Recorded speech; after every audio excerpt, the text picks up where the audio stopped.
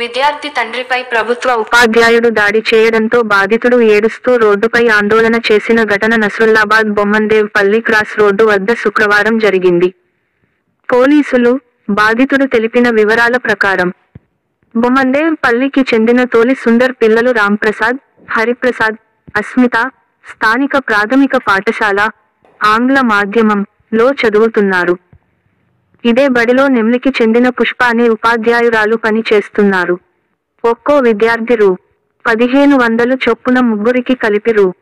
4500 చెల్లించాలని ఆమె సుందర్ పిల్లలను 10 రోజుల కిందట అడిగారు. ఈ విషయంపై సుందర్ 3 రోజుల కిందట బడికి వెళ్లి డబ్బులు ఎందుకు ఇవ్వాలని ఉపాధ్యాయురాలిని ప్రశ్నించారు.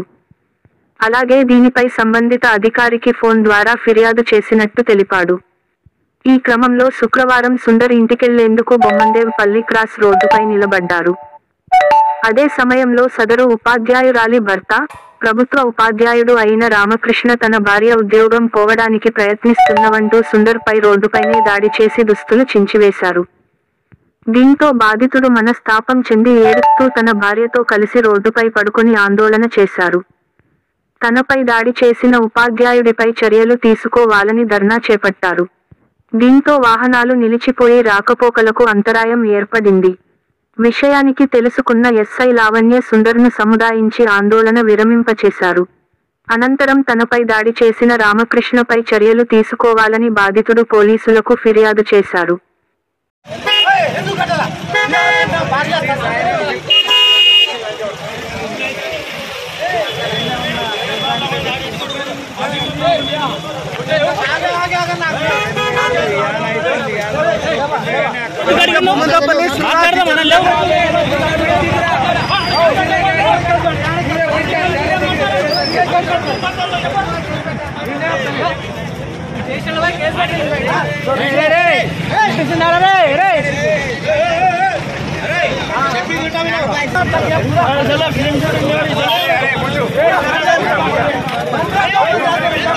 $1500 ఇవ్వకపోతే నేను ఏం చేయాలరా?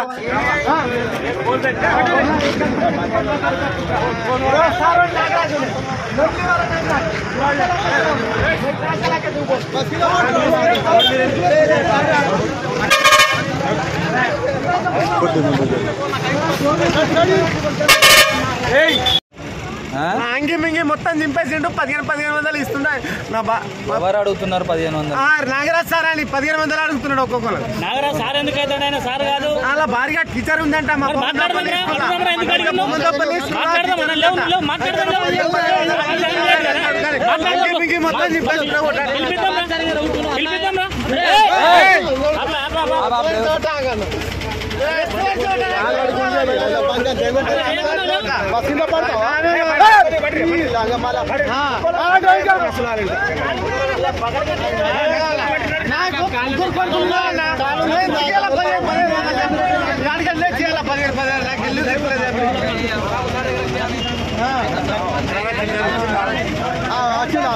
అదేమాట వాడు పోలీస్ స్టేషన్ లో పోయి కంప్లైంట్ ఇయ్యో.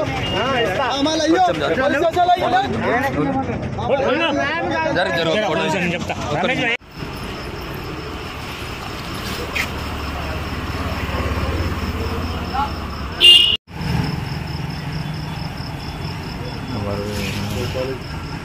నా పేరు రాంప్రసాద్.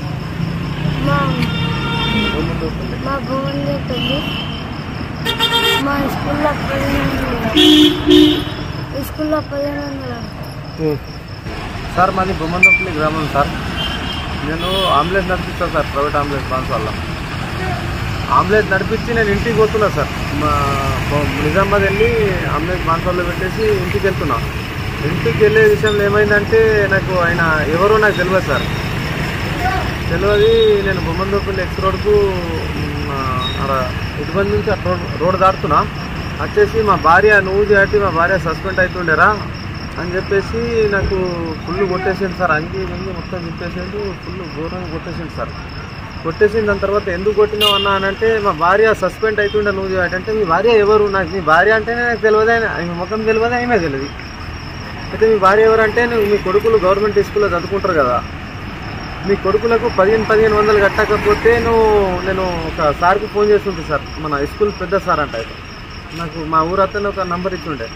ఫోన్ చేస్తే సార్ మాది బొమ్మందోపల్లి, మరి గవర్నమెంట్ స్కూల్కి మేము ఎందుకు పైసలు కట్టాలా సార్ అని చెప్పి అడిగితే, అది ఇంగ్లీష్ మీడియం చెప్తున్నాము, దానివల్ల పైసలు కట్టాలంటే నా పరిస్థితి బాగాలేదు సార్, మాది ఘోరం పరిస్థితి, నాకు ఇల్లే లేదు, పండుకున్నందుకు నేను 1500 ఎక్కడి నుంచి కట్టాలా అని చెప్పి మాట్లాడినా సార్. అయితే ఆయన అన్నాడు, ఇష్టం ఉంటే కట్టు బాబా, లేకపోతే లేదు అని చెప్పిండు సార్. చెప్పిన దాని తర్వాత నేను ఏం చేసిన అంటే సైలెంట్ అయిపోయినా, మ్యాటర్ క్లోజ్ అయిపోయింది. వారం 15 రోజులు 20 రోజులు అయిపోయింది దగ్గర. దాని తర్వాత వచ్చి నాకు ఇష్టం వచ్చినట్టు కొట్టేసి ఇప్పుడు ఇట్లా చేశాను సార్. అయితే నేను హైదరాబాద్ పోతున్నా సార్, సీఎం ఆఫీస్ ముందల పెట్రోల్ పోసుకొని అగ్గి పెట్టుకొని చచ్చిపోతా.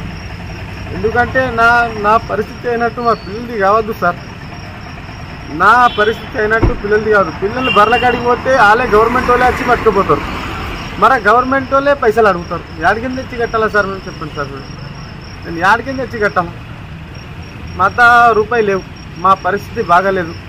నాకున్నది 2 ఎకరాలన్నర పొలం, నా పరిస్థితి బాగాలేదు. ఊరు గుడిచెలు ఉంటా సార్ నేను, బొమ్మందోపల్లి బస్ స్టాండ్ దగ్గర మా ఇల్లు. నాకు మస్తు ఘోరంలో నాకు రోజు తింటేనే పని సార్. వీళ్ళు ముగ్గురు సార్, ఇలా డ్రెస్సులు కూడా నేను చక్కగా తెలియను సార్, ఇప్పటిదాకా అవి డ్రెస్సులు కూడా చక్కగా తెలియలే.